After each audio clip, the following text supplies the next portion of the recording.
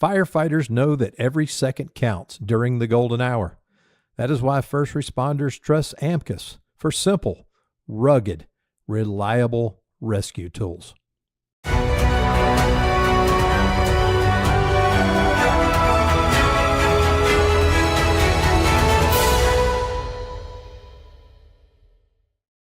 So welcome to the Women in Fire radio show. Today we're going to be discussing women supporting women in the fire service.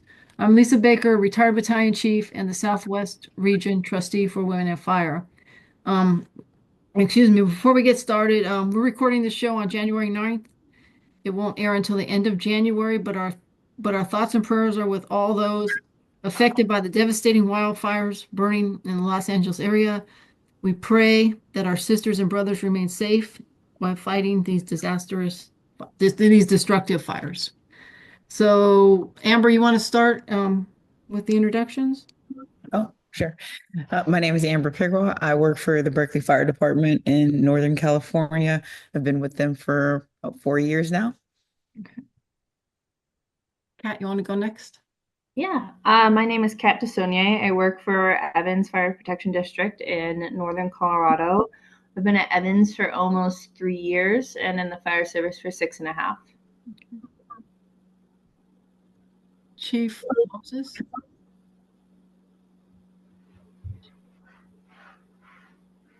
Chief Clemons, you want to go? Sure. Greetings, everybody. My name is Latosha Clemons. I'm the fire chief with the city of Forest Park, Georgia. I've been with Forest Park for 4 years. However, I've been in the fire service for 29 years. And then Chief, it's Moses from South Fulton. Hello. Can you hear me? Yes. Okay. Yeah, I was having a little audio problems Okay, here. no worries. I'm Hilda Moses. I was the fire chief for over 30 years and I'm now retired, and just was really looking to get into this conversation and see what's going on here. Okay, we appreciate it. So women make up only approximately 6% of firefighters in the United States. When we think of leadership roles, the numbers are even smaller. While changes and progress have been made, is it really enough? We all have different paths and experiences to obtaining the job as a firefighter, and the same can be said about our careers. While not all women exhibit this behavior of not supporting others, some may not support other females due to the complex mix of factors, including perceived competition, insecurity about their own position, internalized gender stereotypes, the queen bee syndrome, where a woman in a powerful position might feel threatened by other women rising. And female rivalry happens when women uses their power to keep other women down, mistreat her, or competes unfairly. So the first talking point or question is, why do women ostracize other women? And it could be, we could like go outside the fire service. But in the fire service, and I'm sure we've probably seen it in other organizations that we may be involved with as well. So why do you guys feel that occurs? I just named a few of the things, but.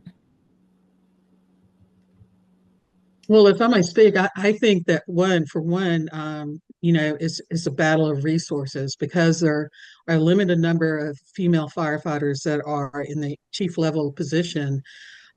Oftentimes you have other women that are threatened by another woman coming up, or another woman coming and questioning her decisions on particular matters.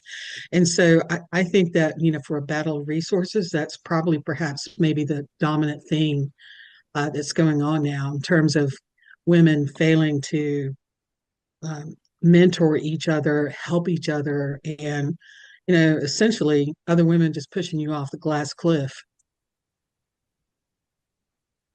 Chief Clemons, do you have anything to, as far as like a leadership role to add to that? Well, I'm in agreement with Chief Moses. Additionally, I just feel that a lot of women, when we get into the fire service, most of us try to assimilate with the culture that's embedded into these fire organizations. So with that being said, we tend to ostracize other women due to those cultures. So it's like a trickle down effect. So That's my perception of it. And then we'll talk more about this as we go on. I kind of agree with both of you on that. Having been, I think the three of us have been in the fire service probably almost the same amount of time. About the ostracizing due to the cultures, and then I'm going to have the two newer members of the fire service chirp in on this. But I think you're right. It's some women get into the fire service, and I think on our last show we kind of discussed a little bit about the term fireman as opposed to firefighter. And we had a little bit of a discussion on that terminology and such. And there was actually just an article that was, I'm not sure where it might have been Fire Rescue, that somebody had actually wrote the article about the term fireman and firefighter and the difference of why some women find it offensive and some women don't find it offensive. And the comments that were posted on there were rather interesting, to say the least. About some women said that it didn't matter if they were called a fireman. And then there were other people that chimed in and said, it's kind of demoralizing and it's almost disrespectful, some were saying, to say fireman as opposed to firewoman or firefighter. So I think that some of the newer, I saw it when I came in. There hadn't been any women hired for probably 6-7 years when my group came in, and you could see there was, like Chief Moses said, there was a jealousy. You could tell that we were now in the fire service, and there was only like 5, or I don't know how many were there, but there wasn't a lot. And then as the years came on and we continued to hire females, you could see the older females, some of them ostracized the younger females because they thought that the younger females were being provided opportunities they weren't being provided. How ridiculous that sounds, like female bathrooms and such. But so I think it's a sad situation, but I kind of agree with what the two chiefs said about it. So Amber or Kat, you guys have been in a little less amount of time.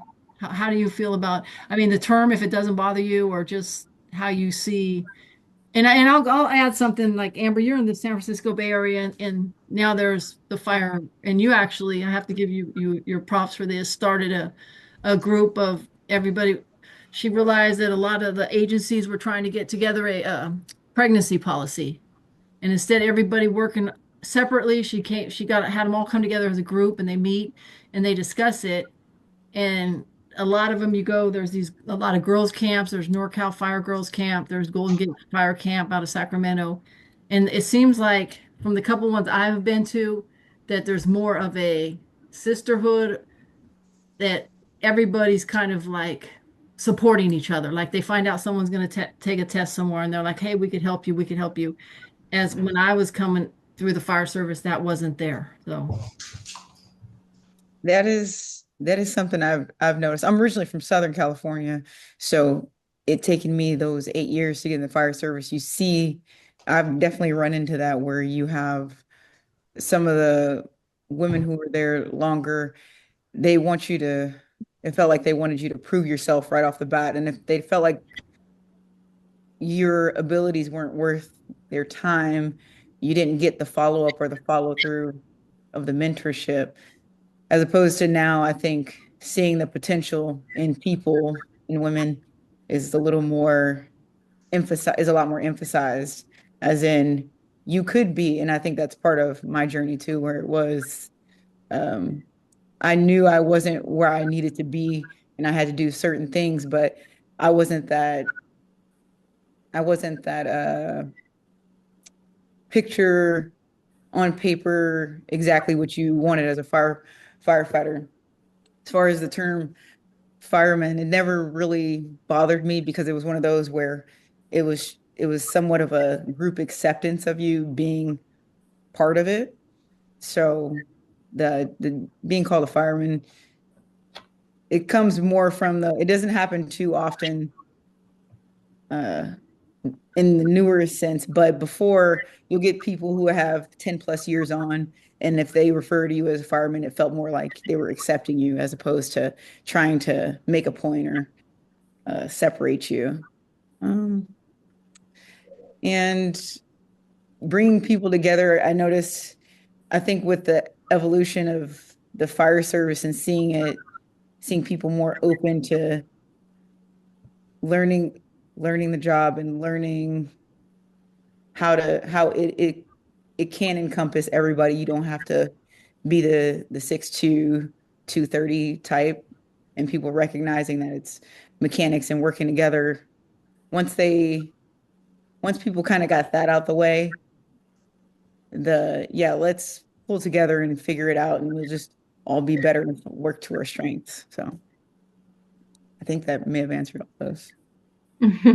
Thanks, Amber. Yeah. On the first question, why women ostracize each other, in my opinion of it, it's to get the attention off of themselves. It's hard to be, the least percentage in a department, especially when you're new. You don't want to be different than anyone else, and if anyone picks you up being different from someone else, sometimes it's easier just to put the attention on other people. So I think that is possibly why people might do that. I read a book called The Fire She Fights, and, talking about the difference in generations. I read it recently in my fire career, and noticing the differences, but sadly the similarities in culture now. I know we've made a lot of progress.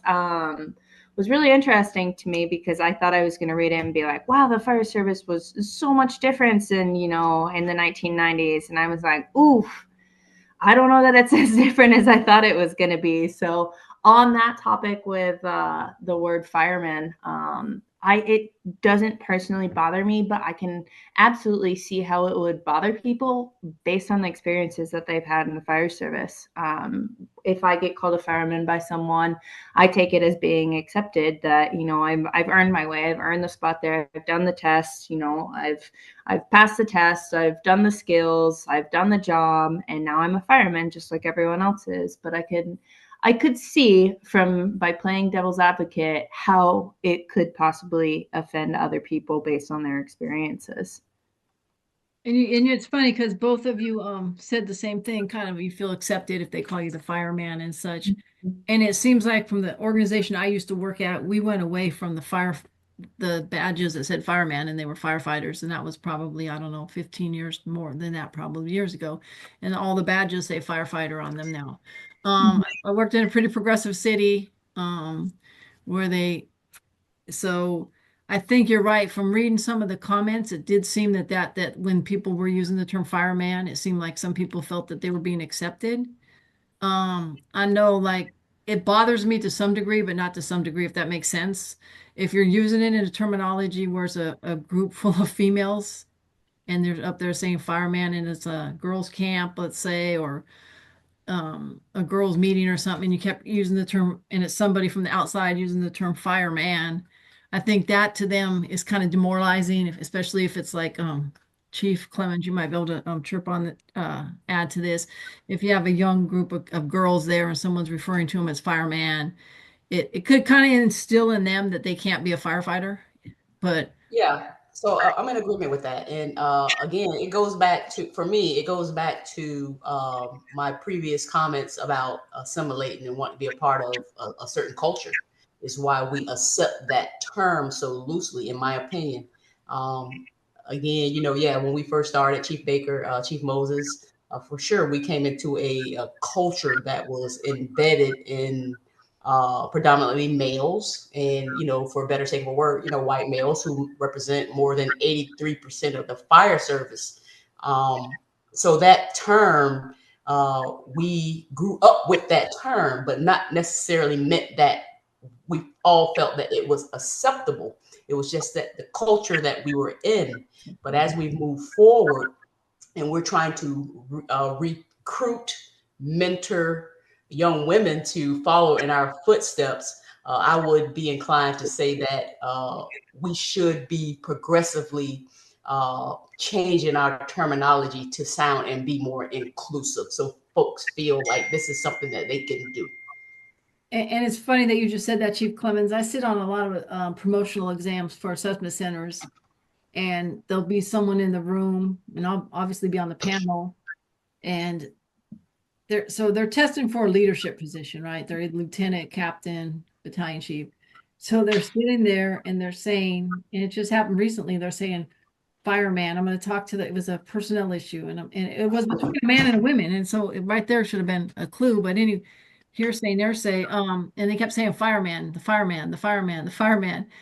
And the guy that was on the panel with me kept like checking at something. I was like, what is he doing? The guy walked down. He goes, you realize how many times he said fireman? And I'm like, I lost count after like 3. And he goes, I said, he obviously didn't know his audience. And I mean, his grade wasn't going to be any lower. He wasn't going to get any lower. He meant the benchmark, what they were looking for. But it's kind of like what Chief Clemons just said. It's like kind of know your audience, to say if you have a female sitting there on your panel, the term. And some guys, I mean, have caught themselves when they're going to use fireman. They say, oh, firefighter, firefighter. And I mean, you're not going to get marked or anything. It's just kind of like, no, to me, it's kind of seems like we're going backwards as opposed to forward. I don't want to get into politics or anything, but the chief of the LA City Fire Department is a female. And she's getting hammered right now all over social media about the fires.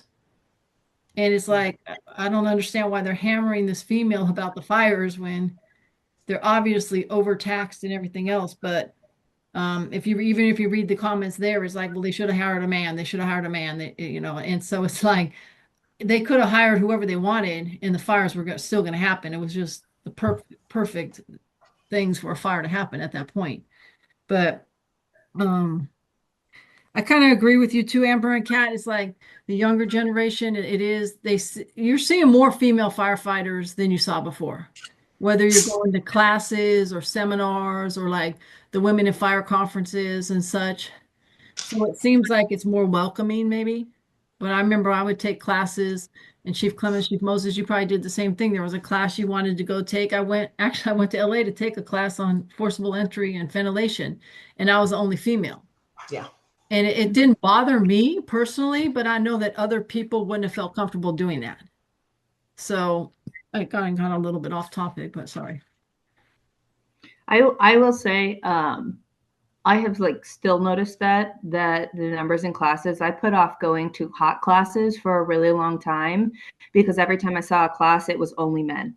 And I didn't know how I was going to be treated there. And I finally forced myself to go last year for the first time to a hot class with, a bunch of strangers. And I could not believe how nice everyone was and how equally they treated me. And I was like, my goodness, I spent that whole first part of my career not going to hot classes because I had this fear in my head. But the fear came from somewhere. The fear came from, comments that have been made before and previously. So I do think we're making great progress on that, because I have seen, a couple of females in these classes and stuff, but I think that we need to get it out there, like partner up. I have like a couple friends, whenever I see classes, I'm like, hey, you want to go to this class with me together? Just so, there's one more of us, or maybe one other person feels like that, because everyone I've talked to female wise are like, oh my gosh, I have the same fear. I feel the same way. Like, I don't want to go with all these guys. And then somebody asks me, they say, well, why do you feel like you represent all the women? Or why do you feel like you represent your entire department? And I really didn't have an answer for it. I'm like, gosh, I don't want to go to this training and do something wrong, or not be the strongest person there, and then them think, well, this is why women shouldn't be in the fire service. And I finally was like, who cares? Like, I'm here, I have the job, it doesn't matter what they think. And you know what, I'm going to go and I'm going to learn something, and I'm going to take that back to my crew, and they're going to love it. So shame on you if you think that way still. But it is tough, like overcoming some of those fears and those things that still have been set in your head. I think while they're new, and I think this transitions into one of your other questions, is how to empower women to do things like that. It almost feels like you're spreading the good word. You're just going out. You're like, no, go to these classes. Yeah. People are super psyched you're there. I think when I was fresh on probation, I was a little, well, normally people come in earlier and around their early 20s, but I came in my early 30s, and so I'm at the point, like she said, like Kat said, I have the job, I'm here, so I'm going to go to these classes. And I would go to classes, have my giant yellow probationary shield, and I had one of these big old burly captains, the the big tall dude, and he's like, "Hey, I see your shield, and I see you're on probation. You're out here taking these classes. Good to see it. Like, don't stop, and then just get it in early." And I think in my first 2 years, I probably had another 10 classes under my belt, just going and going, adding them into probation. But if you get people while they don't, it's almost like kids, right? Like you don't know better, but to just go out there and train. And if you go with that little bit of fearlessness or the consistent thing that you were already doing, putting yourself out there, then that will continue to grow and continue to empower. And every time I see somebody, like she said, invite other women to classes and say, "Hey, let's just do this." And if they have reservations, like, why? Why not? Mhm. Yeah, And I want to add to that. The both of you had great insights, and it just reminded me of, I think all of us had suffered from imposter syndrome at some point. When it was time to go in these certain environments and these certain spaces. One of the things that I just did here in our organization, we did hot training, live fire training in the cab. And one of the things I do when we have these trainings, I gear up and I go in so that I can show the other young ladies that are in our organization that, hey, look, the chief is going to go in. I want you to know, I want you to have courage. I want you to have no fear. I want you to understand that this space is for you. So just to break some of that imposter feeling that usually prevents us from going in those spaces. So kudos to both of you. yeah, you guys made a good point. It's like, and I kind of have the same mindset that you had even back then. It's like, hey, I earned this job. I did everything else that you guys did to do this job. And I went there and there was like guys from like these little small departments that, that were like, and I'm like, why am I afraid of these guys? Why am I intimidated by some guys that have probably never even like got on a roof with a chainsaw before? And it's like, I think a lot of it is like the insecurity, like, oh, if I do something wrong, they're going to talk about me and then they're going to go tell everybody. But it's like they're going to do something wrong too. I mean, we're all there, but it's like, I mean, it's funny. It's like, I think as females, and I might be overstepping here, it's like I think we get in our mind that we have to, and there's so few of us that we do out this work. We have to prove we have to do everything right. We have to prove to them that we could do this job. And like Kat and Amber said, it's like, hey, I got this job. I earned this job. I did everything else you did to get this job. I belong here. And if you like me, you're going to like me because I could do the job, not because I'm going to bake you cookies or make dinner every day. I'm going to prove myself that I'm here because I know what I'm doing. I earned this position just as much as you earned this position. And I'm going to be treated, with respect. But you made a good point. Both of you made really good points and I think the younger generation of female firefighters, because they are seeing maybe a little bit more females in the classes and such, helping. But I like how you both are saying, hey, come on, let's go take these classes. Let's go learn something. Let's do this. I really commend both of you for doing that. And a But lot of people, oh, sorry, go ahead, Chief. oh, go ahead. Go ahead. And a lot of people will tell you, like, if they're not out here training, you are. So Yeah. don't let them shame you for trying, Yeah. for learning. So. I mean, I look at it this way. If you're not making a mistake, you're not doing anything. So if you're at the class and you make a mistake, at least you're learning how to do something and you're going to make a mistake. Because I don't think anyone in life is perfect in everything they do. So, as I mentioned, the queen bee syndrome, I mean, we've probably even heard male firefighters talk about this. I know I used to hear it in my fire station about male firefighters using the term, the queen bee syndrome. Why do you feel other females feel threatened? And we kind of talked about it, but why do you feel other females feel so threatened by other females? And the chief kind of said it, the battle of resources, limited number of positions and such. But I think that diversity is great. And it's not just, I mean, diversity brings different ideas, different opinions, different this. So we do need more females in leadership roles from lieutenant on up. But it feels like we want to like have this competition with other females and instead of helping other females. I mean, it's funny. It's not funny to watch. I shouldn't even use that term, but I've seen it where they're going to give a test to my old agency and the females are like competing. Like, can you help me? I'm like, yeah, well, don't go help that person. I'm like, well, come on. Anyone that wants help, I'm going to help them. I'm not going to help that person because you're not competing against each other. You're competing against a test. And I think that's where the people lose their focus, that they think I'm competing. Like if Amber and I are taking a test, that we're competing against each other. But if we sit down and we study together, we're going to help each other out.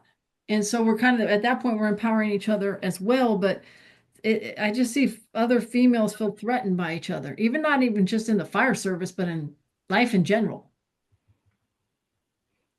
I'll start this one. I will say I am happy to say that I have not seen a ton of that in my district and out here in Colorado.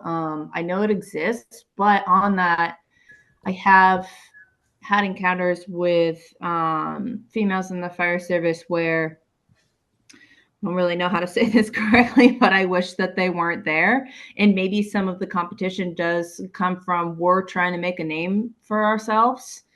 And anyone who threatens that, we don't want to be in the fire service, because, you know, there's things we deal with on a normal basis in our careers, such as, you know, trying to prove ourselves, imposter syndrome, sexual harassment, just the differences that we have. But there are some people out there who take advantage of that and who can tarnish the name of a female firefighter by dealing with taking advantage of sexual harassment claims, or, you know, maybe they, I don't know, set a bad example in the fire service and people relate you to those women and say, oh, well, you're all female firefighters. So maybe someone's had a bad experience with a female firefighter, you come on, and then they treat you differently because of those females. So there's definitely, maybe not competition, but a little bit of hesitance sometimes when you've dealt with other people who have kind of made a bad name for females in the fire service, which same goes to say for men. And there's good and bad people everywhere. But on the competition part, haven't seen a ton of that, but I definitely have dealt with maybe we'll be a little bit more hesitant to get to know someone first, just to make sure they're not going to make a bad name for us. And you just made a good point. The bad example, and you brought up sexual harassment and such. I know where I used to work, they used to have a women's breakfast around the holidays every year. Mm-hmm. And this was back in the, I'm really outdating myself, but back in the early 90s. And they were fairly well attended. I mean, there was probably 20 women in the fire department and maybe 15 would come. And then there was some sexual harassment claims against some people. And then they're like, some of the women stopped coming. And when you'd ask them, they're like, well, the guys just think you're sitting around talking bad about them and making up stuff. So I don't want to be a part of that. And as sad as this sounds, there's still some females that have no idea what occurred back in the early 90s with the sexual harassment claims and such in the agency. But we'll do that. I don't want to be a part of any women's group because the guys they don't like it. The guys don't like, they think the women are sitting around talking about us. So they're pretty have high self-esteem, I guess, these guys, and they don't want to be a part of any kind of women's group because they're afraid they're going to be ostracized because they're with the women. But they don't think that guys go out and do the same thing, have breakfast, lunch, whatever together in large groups, and we're not sitting around worrying what they're doing. I don't think any of us are sitting there saying, oh, the guys just went to breakfast, I wonder if they're sitting around talking about us. I see that happening from other perspectives as well, being a minority and a woman and things of that nature. In this business, if I can add any value to other women, to encourage them to be in their own intentional and authentic space and understanding your value, a lot of this feeling of wanting to belong and vowing to be accepted will minimize if we can just increase our values and support one another for sure. I love mentoring young women. And if I can set a space for them to be free, to express, to share ideas, that's exactly how I'm going to lead. Mm-hmm. And you made a good point, Chief. I mean, I think now, and I got to give once again credit to Amber getting together the local agencies that we're all trying to get together a policy. I think that's really helped bring different women from different agencies together to work together for a common goal and such. And I think that does help. It does help empower the women to do that. It helps to have a strong female like Amber in charge of it that took the initiative to say, hey, we got 6, 7 agencies trying to get together a policy, and this is ridiculous. We're all trying to accomplish the same thing, so let's just work together to get it done. And so, Amber, I really commend you for doing that. I think we just need more females like that that take the initiative to do something like that, like to say, hey, this needs to get done, so let's do it, as opposed to like, okay, I'm going to write a policy and then let me see what they're, and then no, just work together to get it done. And and I appreciate you doing that, Amber. I really do. I keep giving you your prompts, but that's so important. That's so important to have getting done. It's kind of sad that in 2025 we're still talking about pregnancy policies, but to take the really initiative and do that. Yeah, it's really hard to get a group of different agencies, different people to land on the same page. But I think one of the biggest things we did was create the resource. And when a part of like this whole thing about empowering women is our ability to come together and recognize that, like you said, and or it would be one of the questions later, is more so understanding how we're stronger together. Yes. And even if we can't do anything or we haven't done as much as we wanted to in the short time, that's a big step in several different agencies or people getting together and creating a resource for each other and doing things locally. Yeah. That's not on as major of a scale as a lot of other things. So no, I know it is, because like I've mentioned, I didn't know when I was, I still get it now. They'll be like, do you know so and so? And I'm like, no, did they work for, they're like, no, they work here. And I'm like, okay, no, I don't know that person. Where now today it wouldn't be that ironic if somebody said, do you need know so and so when they work, let's say in El Cerrito, Albany, or whatever. You might know them because it seems like there's more collaboration with the younger generation of female firefighters. And like I mentioned before, I see it with the girls' camps. You have the girls' camps, and there's from all over the San Francisco Bay Area, and they're getting together after the camps, and they have a WhatsApp app, and they're talking and they're saying, hey, this place is, having this, and this place is having that. And it just seems there's like more of a collaboration than when I was coming up in the fire service. And that's something that, I wish was there when I was coming through the fire service. And so for the younger generation of firefighters, I think that's really great that you guys have that. So we just kind of talked about it, but how can we make females understand that together we are stronger? We've talked about it, but I mean, it's not I don't think it's an easy task. I mean, I don't know how, like, I know Chief Clemons, you have some females. I know you had a discussion with them at your girls' camp about some things and such.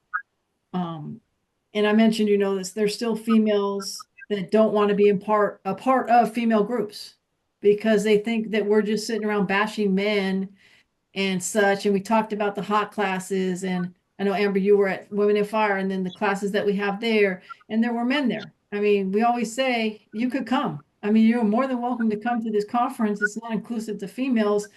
And the fire chiefs, the male fire chiefs that come, the male firefighter, they leave with a whole different understanding. And actually, was it 2, 3 years ago when we had a conference in Orlando, a guy took a hot class. A male firefighter took one of the hot classes, and he was the only male in the class.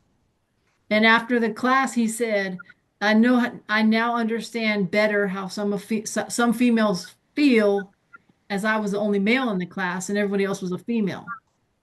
And so he said that really brought it light to his mind that, hey, I understand now more what you're saying, that you don't want to do this because I was the only one there.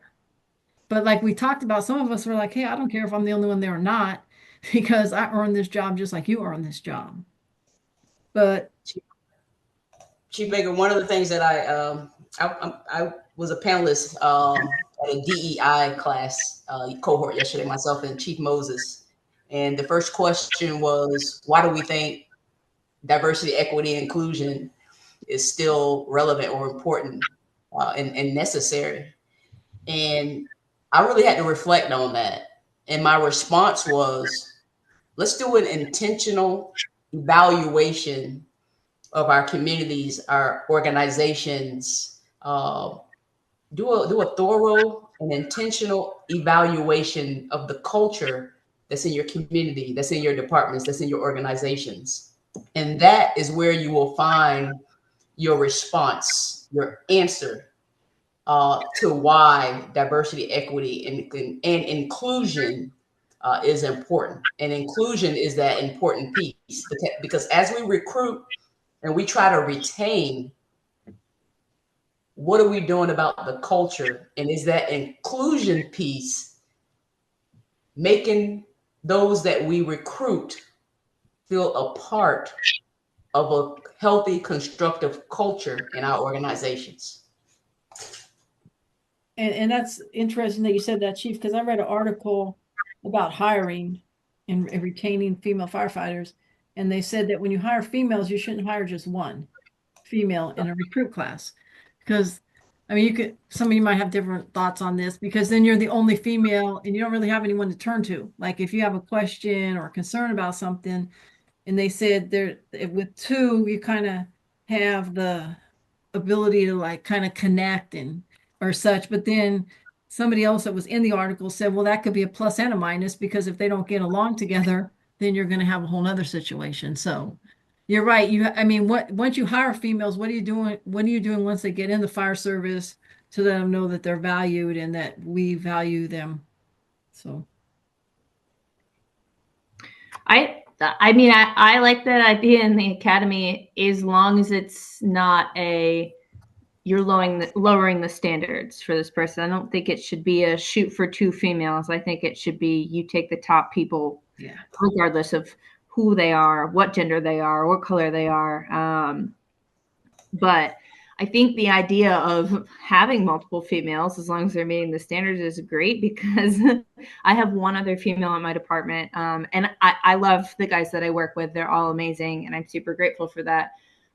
But we do also have to deal with different things in life, even, talking about the maternity policy. Like, I didn't even know it was possible until recently for me to even consider having a family, because I just figured, well, I'm a firefighter and, there's no maternity policy, until we recently got a really great one. But it's just nice to have someone else to talk to things that you can't talk to the guys about, even down to like hormones and like getting pregnant and, like things that the guys just like, I'm sure they'll listen, but aren't really able to relate to. And then it gets down to, how to pull a 2.5, like body mechanics and workout programs and what works better for you. And it's just nice to have someone else there, as long as we're not lowering the standards for that. But in empowering them, I think relationships are the strongest thing that we can do. We have a couple Women's Skills Days out here. We have a Boulder County one in spring, and then I run Weld County Women's Skills Day in fall. And it has been the most incredible thing that I've ever been a part of. And we just did our second year in October. And these women are so excited to come train and be able to be in an environment where they don't feel threatened and can ask questions that they've been wanting to ask their entire career, and just go out and support each other. And we had 2 photographers there. They both do fire photography all throughout the state of Colorado. And he came up to me and said, seeing everyone in this environment where everyone is just happy and smiling and cheering each other on and supporting themselves, like I've never seen anything in the fire service like this before. Like it's truly amazing to watch this, and the feedback that I've gotten back from these trainings is it just makes you feel so good and so happy that people are like, hey, I didn't know if I was going to make it in the fire service, but this gave me hope. Or, hey, I've been really scared to ask, how to do this properly in my department, but I came here today and now I feel empowered to go do better and to go train more. And I realized that I don't have to be scared to go to trainings, because I've also heard that from so many people. And even things like you mentioned, Chief Clemons, about imposter syndrome, just having those conversations. And guys struggle from that too. My goodness, I I had no idea, but really everybody does, I think, in the fire service, but it is so predominant in women, and to have someone else to talk through those things with, and to have somebody else to support you and help mentor you in the fire service is just awesome. So I think we just need to build more relationships and grow our numbers in the fire service and show, hey, if you're willing to put the work in, you can be really successful and you can be really happy and also have the best job in the world. And then the more that we do that, you know, little girls see it. I had a little girl come up to me in the grocery store the other day, and her mom was like, hey, she wanted to give you a high five because she's never seen a female firefighter before. I told her, I was like, what do you want to be when you grow up? And she was like, well, I don't know. And I said, you want to be a firefighter? And she said, could girls be firefighters? And I was like, let me tell you right now that you absolutely can do anything that you want. You could be president, you could be an astronaut. And I think just by us being in the fire service and existing in the fire service and people seeing us, we're already doing so much. Yeah. Chief, you mentioned the DEI about diversity, equity, inclusion, and it's kind of interesting that you mentioned that. A lot of companies are now going away from that. Like corporate companies are getting away with DEI for whatever reason. And I mentioned earlier, if you look on social media right now, there's so many conspiracy theories about the fires in Southern California. There's so much going on. There's so much DEI talk about who's in charge of what down there and such. And I think we probably, I don't want to get political, but know where the comments are. But it's sad that we're in some regards we're going backwards, but then like Kat mentioned, to hire the most qualified person. And I don't think that DEI and the fire service ever went away that from hiring the most qualified firefighters. I mean, we all pass the same test, whether it be your own individual physical agility test, ability test, or the CPAT, and nobody's getting any separate points for anything that you're doing there. And if there's a written test, you're passing the written test and the chief's interview and the background and such. So it just is, it's funny when you, it's not funny, it's sad when you start reading these comments about such, and it's just people, I don't know, with social media, and they have a keyboard and a phone and they're typing away at stuff, not really realizing probably what they're trying to, I don't know what they're trying to accomplish. But it's everyone in the fire service has passed the same tests to get there. Everybody's gone through the same process to become a firefighter. So I think that when the public sees us, I don't really think they're in their mind they're saying, "Oh, I wonder if they all passed the same test. I wonder if they took a different test than the male took a different test to get the job and such." But it's just interesting that in 2025 we're still having discussions about things that really shouldn't be occurring right now. But and Kat, you just made a good comment about seeing the little girl saw you in the grocery store and wondering could females be firefighters. So do you feel that firefighters stray away from the fire service because there's so few females, especially with the lack of diversity in the fire service? If they don't know they could be a firefighter, I mean, if they can't see it, they can't be it. And I think that's why we do a lot of the fire camps and such, to introduce the idea that they can be a firefighter and such. But I mean, anyone want to? Yeah, it's funny or it's interesting when you say if you can't see it, you can't be it. And up until the day somebody asked me if I thought about being a firefighter, I never thought about it because I never paid attention, seen them, or let alone seen a female firefighter. And for me, it was a guy who had asked me. He said, I see you always over here volunteering, helping. Have you ever thought about being a firefighter? And it's like, be a firefighter? I was like, what? I've never heard of that. So when you talk about empowering other women, young women, and if you're going to see it, but also what I referenced earlier is when you see potential in somebody and somebody who would be great or perfectly capable doing the job, it's like, hey, I know you probably feel like you're in a certain space.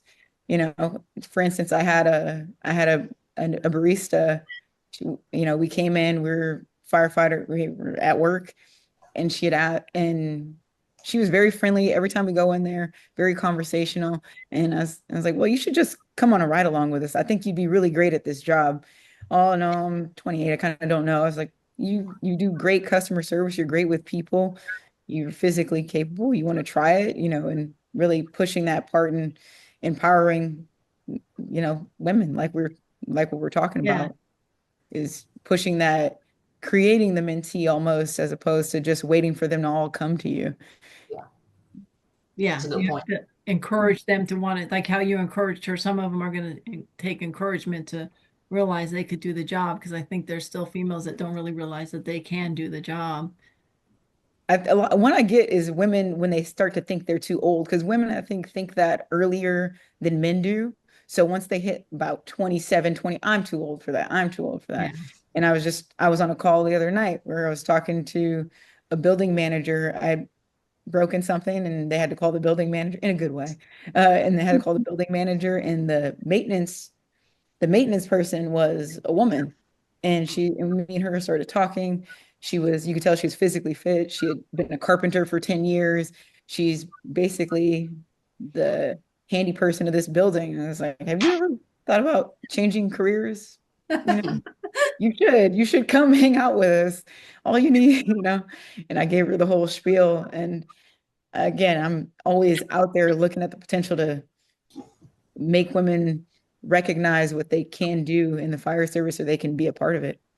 That's really good that you're doing that too, because they see you and then you're encouraging them, so you're empowering them at the same time to realize you could do this job. It's like 10-year carpenter, you're more prepared than you know. Right, no more than.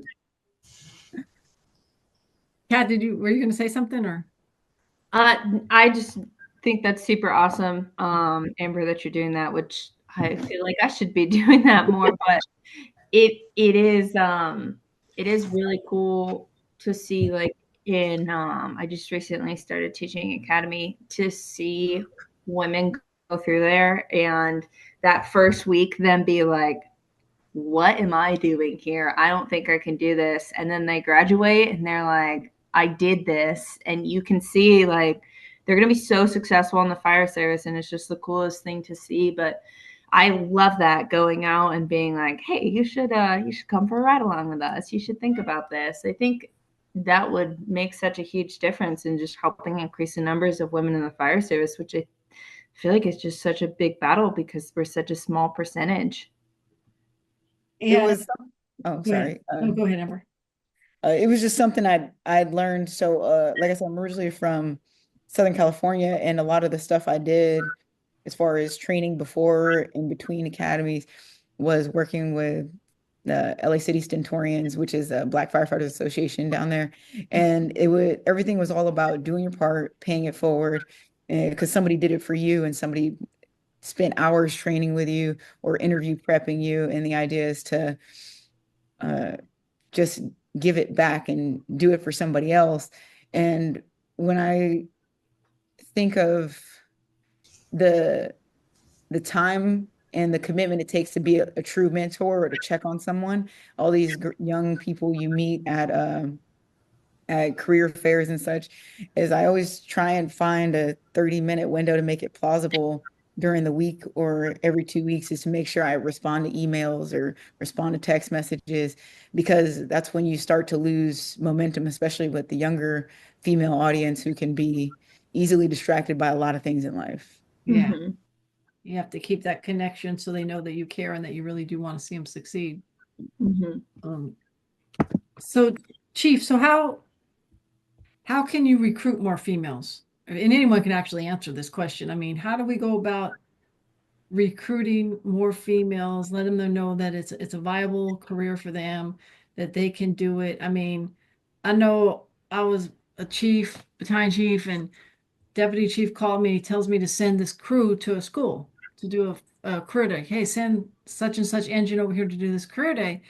And I'm like, okay. And I'm looking at the crew and I know where the school is. And I'm like, this is not good. It's like, we're going to have these guys stand up there telling this group of kids that they can be a firefighter when nobody looks like them. And so I'm like, I'm going to make together a crew so that they can understand, the diverse crew, that they understand that, hey, these people, everyone looks like me. I could do this, as opposed to, I send in, better lack of terminology, 4 white firefighters to a predominantly, Hispanic African American school, and they're going to listen to you, but they're going to be like, well, none of them look like me, so why would I think I could do that? So, well, you just said it, Chief. You can see it, you can be it. We just have to do more showing up. Similarly, what Amber's doing, what Kat mentioned that's happening at the academies. We just got to be more present, and we have to merge as we're having this conversation tonight. Be more supportive of one another, so that they also see that. All of that is a segue into young girls wanting to be firefighters. You can see it, you can be it. and I think Amber and Kat, some of the things you have said kind of got me thinking that the newer or the younger generation of female firefighters, there might not be that much of a divide as with the older firefighters, so to speak. I mean, as the newer firefighters come in, they're replacing the older firefighters that are retiring, or they're coming in, within 3-5 years. There's not that big gap that was like 10 years from when I was hired to when we hired our next firefighter, female firefighter. So there's that gap. And then it just seems like there was, and I'm speaking from what I know, from what I witnessed. So this is from my perspective, the jealousy of, and not on my part, I didn't care. I was like, oh, we got more females. Yeah, come on, let's, but it was just like this jealousy of especially the ones that come in before me, because I witnessed, I was part of it, and they were mad that we came in, because there was like 9 women in my class, so they were mad. The ones that were already there were mad, and now there's nine more females. And then as we got the other group of females, it was like, okay, I mean, let's work together. What do you need to do and stuff? And there'd be, I mean, you'd go to a fire and you wouldn't see any other females. And then, it was kind of like, I'd get kind of excited. I know that might sound a little immature or whatever. When you see another female at the fire that you're at, like, oh, okay, there's another female firefighter, and because it seems now that like the majority of the younger generation firefighters aren't like that. There's not, and I could be totally wrong. It's not speaking from my perspective. It doesn't seem like there's that much jealousy. Chief, I kind of noticed it in your agency, Chief Clemons. It seems like there's more of a bonding and a sisterhood, so to speak, with the younger generation female firefighters than there was with the older ones. And I could be wrong, but from what I've witnessed from the organization I worked at, seeing the younger female firefighters, how they kind of always bonding now. And then in Chief Clemons' organization, because you've hired a lot of females recently, how they kind of all bonded together, as opposed to when I came in, like, no, I don't want to go to no breakfast. You guys sit around and talk about men and such. And I'm like, how, no. Oh, I don't want them to know. I mean, there's still women. No, I'm not going to do that. I don't want to be a part of that. They're going to think I'm just bashing men kind of mentality. And it's like, I don't understand that mentality, but, and that's just me. So I could be wrong. Am I wrong, Kat or Amber, that it just seems like there's more of a. Real quick before Kat or Amber chimes in, real quick. So Chief Baker, what you said, right? What you just said regarding women, when you came in, when your class came in, the other women seemed like they were so upset, right? It's almost like they just wanted to be the only ones, because they were in for quite some time. Now they've established a certain relationship, kind of sort of assimilated to that culture. So when you came in, it's like, ooh, let's see what they got. Yeah. It's almost like they wanted to be the only ones. Yeah. And I've seen that, and I've felt that. And one of the things, additionally, when you talked about what's going on in my organization, some of it is leadership. You have to be bold with your leadership. And that's just that's just a leadership style that me personally, that I've taken on based on my time, experience, and things in the fire service. So I want to see more togetherness, more of a healthy culture overall in the fire service. And more importantly, to see the young women feel valued. And Chief, and I'm gonna, before I forget, and there's a lot of the younger generation males as well that are all for the females as well, because they've grown up in a different kind of environment than when we did 25 years ago or whatever it was, where, it was thought that the female stays home, has babies, makes dinner or whatever. And yet the younger generation of firefighters seems more welcoming, and I could be wrong, seems more welcoming for the female firefighters. It's not like that, you don't belong here kind of mentality. Amber? I think you're muted. Oh. Well, I've seen the little bit of not where I'm at now, but I've seen the bitterness or the resentment. It feels like that it's not as hard for you. And even from the time I go through my hiring process and get hired and do everything else, where it might be easier for, what we call quote unquote easier, when in actuality, this is just all gotten better, to genuinely reflect on the journeys, yours and theirs, and more so find a common ground or try and bridge the gap to create a connection and understand a person, as opposed to thinking that you want it to be as hard for them as it was for you, or for them to prove something. So it takes a lot of being very genuine and thoughtful in how you, I don't want to say judge someone, but that's essentially what you're doing. You're creating a persona for them before you even really get to know them. So reflect on your journey and theirs, and then bridge the gap to make them understand that it's okay to ask for help, or make them comfortable to where you can both succeed and do better and build off of each other. So common grounds and not comparisons. Yeah, I feel very lucky that I have actually not seen or experienced any of that at all. And most of the females that I've seen in departments here in my area, and from where I used to work at and throughout academy, immediately honed to each other. I know all of the females in my neighboring departments, and we see each other on scene, and oh, you betcha, we're running over there and hugging each other. It's a big deal. But yeah, it is sad to hear that, and I mean, sadly also believable too. But I definitely feel super grateful that I haven't experienced anything like that, and to see in the academy classes that I've taught so far, it's usually the girls who stick together like glue, and you have to like physically take them apart because they immediately go to each other and they want to support each other and they want to be friends with each other, which I just think is super awesome. So hopefully that spreads, and that's a new culture in the fire service. And I'm hoping, since I haven't seen a lot of that, that is something that's going away. Amber, you made a really good point. I think you made it. You might have said, make it as hard as it was. Make it as hard for you as it was for me. I had a female in our department that once said that I'm going to make it as hard as for these new females as it was for me, because I paved the way for you. And I took it like, I looked at the person like, okay, like I was like baffled, but then I took it to a different, I kind of reversed it, and I'm like, okay, you know what? I don't want anything to be as hard as it was for me for the newer firefighter. I want to, welcome them, make sure that they're welcomed. I don't want them to go through what I went through just because somebody did something to me doesn't mean I'm going to turn around and do it to them. And I did that. It's kind of like, even like with, like when somebody wants to take a promotional test, I know it's before, it's like, I'm not going to say, no, I'm not going to help you. If you call me, whatever, yeah, I'm going to help you.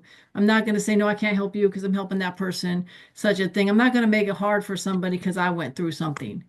And it's my thought process was like, I'm never going to let what happened to me happen to you, kind of thing. And that went from like kind of when we were doing probationary drills, how people taught is like, no. So I kind of reversed. It still sticks in my mind, and I still know where I was standing when that female firefighter said that to me. Like, no, I'm going to make it as hard as for you as it was for me because I paved the way for you. And I'm like, okay, thanks. Okay, kind of thing. And I was cordial to the person, till they retired or whatever. But I always knew that that wasn't somebody that I knew I could go and ask anything to or share something with, because as soon as I did, it would be across the whole city. So I don't know. I just took it like I think all of us have probably like had somebody say something to us and we took it and it resonates in our mind and it's like I'm going to turn it around on and flip the switch, so to speak. So we're almost out of time. So I just want to close with how to support other women is make sure women's ideas are heard, celebrates women's accomplishments, encourage each other, and like Amber mentioned, mentor other females. And we do realize that men do support women in the fire service, and we thank everyone for listening to our show.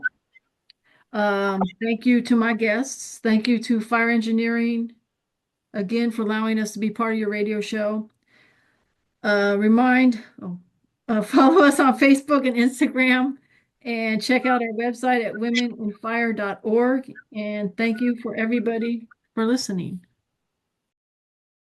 Firefighters know that every second counts during the golden hour. That is why first responders trust AMKUS for simple, rugged, reliable